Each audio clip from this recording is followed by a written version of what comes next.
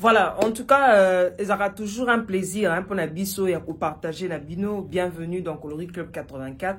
C'est toujours un grand plaisir. Voilà.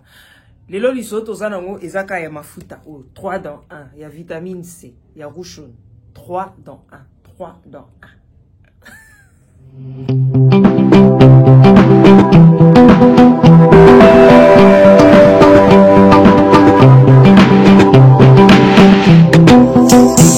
En tout cas, son baliboso boya bibi c'est pas un bino. Soyez les bienvenus et n'oubliez pas surtout de vous abonner, c'est très important. Merci pour nos abonnés et des communautés ont agrandir en tout cas. Merci. Bobo ça répété, boire qu'on visiter biso na réseau et puis boutique na biso na WhatsApp en tout cas, beaucoup trouver ma produit. Alors, il a vif à sujet. Les longs na obeta li solo, il y a mafuta oyo, il y a 3 dans 1. Il y a vitamine C. Et ça, on a collagène, et ça, a vitamine C, et puis snail. Snail, to yebi ke ezaka baba escargot. Voilà, 3 dans 1. 3 dans 1. Voilà. Déjà, sur Zanango, vous avez besoin, il y a aucun de lucate, on a lucasou sérum à collagène, lucasou sérum à vitamine C. Déjà, il y a tout dedans.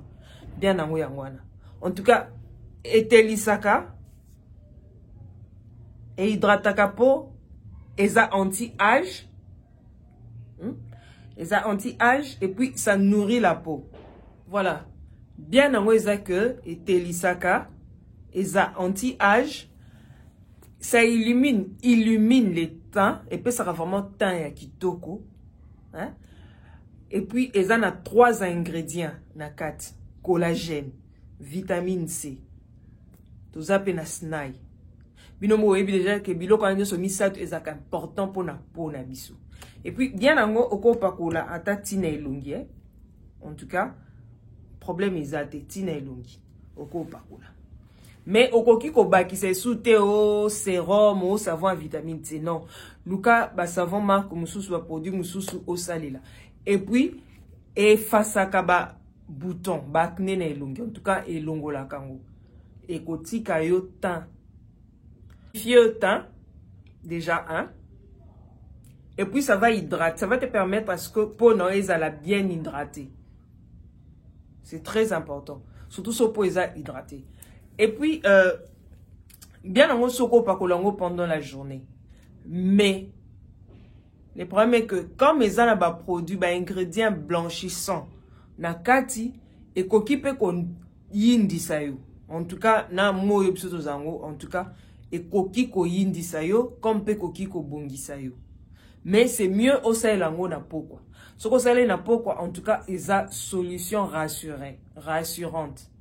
Ce qu'on sait là na pourquoi en tout cas teinture na ekozala égal unifié un teint éclatant. Ils attendent moi bien ils attendent teinte uniforme. En tout cas ce qu'on sait là on a pourquoi. Au cocu pour mélanger au cause de glutathium concentré ils rappellent bien au coba qui s'appelle sérum, il y a sérum à nature secrète. Et quoi vraiment quoi aller là.